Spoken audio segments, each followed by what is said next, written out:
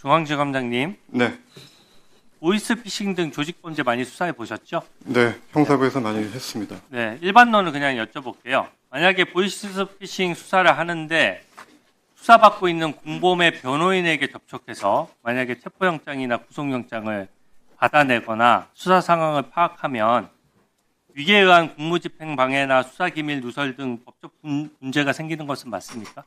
뭐 상황에 따라 다를 것 같습니다. 네. 아니 근데 공범 간단한 거잖아요. 주범이 밖에 있는데 공범에 관련된 변호인의 주범의 변호사가 접촉하거나 주범이 직접 접촉해서 그 변호사에 대해서 체포영장을 받아내면 지금 그 조은석 특검이 그걸 가지고 수사했거든요. 변호사를. 그러니까 이 부분은 법적인 문제가 발생하는 건 맞지 않습니까? 뭐 여러 가지 상황을 같이 봐야 될 것 같습니다. 민주당 김용 부원장이 유동규로부터 불법 대선 자금 6억 원 받은 사건을 알고 계시죠? 네, 그렇습니다. 네, 2심에서까지 징역 5년이 나왔고요. 네. 김용이 돈 받은 날 그 허위 알리바이를 증언하다가 걸려서 3명이 별도로 재판받고 있는 위증 사건도 1심에 계속되고 있죠? 네, 그렇습니다. 공소장 좀 띄워주세요. 이 사건 공소장인데요. 핵심 내용은 간단합니다. 이용우라는 경기도시장 상권진흥 원장이 있어요.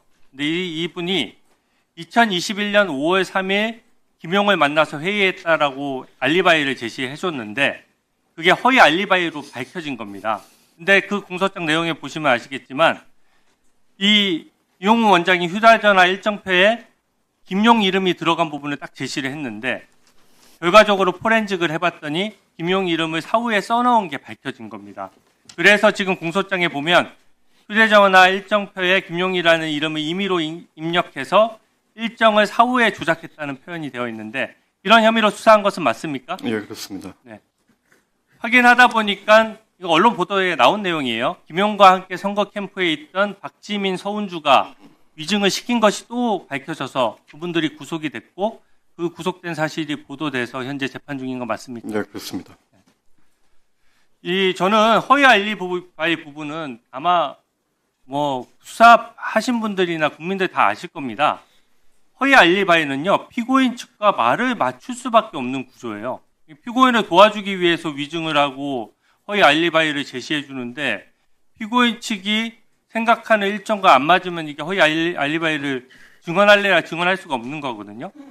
그러니까 그 위증한 사람이 이제 피고인 김용이나 그 변호사와 접촉하지 않고서는 어떤 특정 날짜에 김용을 만났다 이렇게 허위 알리바이를 제시할 수가 없는 거죠.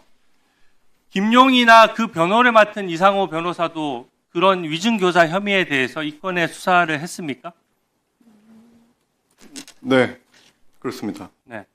그러면 김용은 지금 그 재판 중인 부분을 보면 불법 대선 자금과 개인 뇌물밖에 없고 지금 위증교사 부분은 지금 나타나 있지 않는데 김용 씨는 아닙니다. 김용은 아니고 네. 그럼 이상호 변호사는 위증교사 혐의로 이 건에 수사했습니까? 그렇습니다. 이것도 언론 보도에 나왔어요. 이상호 변호사는 증거 조작과 위증교사와 관련하여 압수수색을 당해서 그 사실이 언론 보도에 됐고, 그러니까 저는 구체적 혐의가 나왔으니까 이 건이 됐겠죠. 그때 이상호 변호사 주거지가 압수수색이 됐는데 휴대전화도 압수했습니까? 구체적인 뭐를 압수했느냐 이런 부분은 저희가 확인해드리기 어렵습니다. 네. 주거지 압수수색이 됐으니까 휴대전화도 확보됐겠죠. 이게 사실은 다 나온 내용인데요. 재판에서요. 이용호, 박지민, 서운주의 그 위증 재판, 저 지금 증거를 조작했다는 그 재판에서 이상호 변호사가 증언을 했습니까? 이게 지금 이거는 뭐 수사 상황과 상관없는 것이 네. 재판정에는 기자도 있고 방청객도 있고 많은 사람들이 들어가잖아요. 네, 이상호 변호사가 지금 증언한 것으로 알려져 있는데 맞습니까? 그거는 제가 정확히 확인해서 말씀드리겠습니다. 네. 나중에 질의할 때 오후에 다시 한번 물어볼 때 확인해 주세요.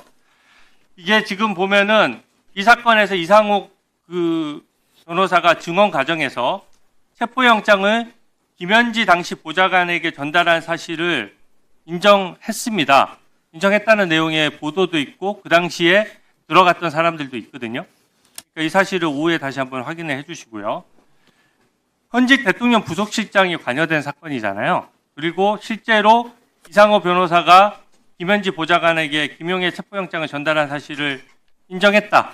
그러면 김현지 부서실장도 수사의 대상이 될 수 있습니까?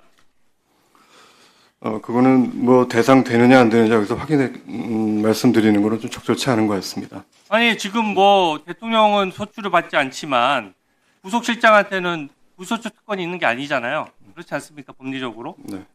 그리고 김현지 실장은 수사상 성역도 아닌데 가정적인 질문이잖아요. 만약에 김현지 보좌관이 이상호 변호사로부터 체포영장을 받았거나 아니면 저기 위증을 교사하거나 위증에 관여했던 박지민, 서운주, 이용호 이런 사람들을 만약에 접촉하거나 그쪽 위증에 관여한 게 있다라고 하면 그게 뭐 현직 여부와 상관없이 수사를 하는 것이 당연한 거 아닙니까? 원칙론을 얘기하는 겁니다. 예, 지금 뭐 말씀하시는 부분에 대해서 제가 정확히 확인되지 않은 부분이라서 지금 그 말씀 듣고 수사 대상이 된다 안 된다 이렇게 답변 드리는 거는 안 맞을 것 같습니다. 근데 가정적인 거니까 뭐 답변 안 하시는 건 좋은데요. 저는 이상호 변호사가 체포영장 관련된 부분을 사본의 김현지 보좌관에게 지금 이 재판 과정에서 어느 정도 드러난 내용이거든요. 사실은 법조계에 많이 어느 정도 알려져 있는 내용이에요.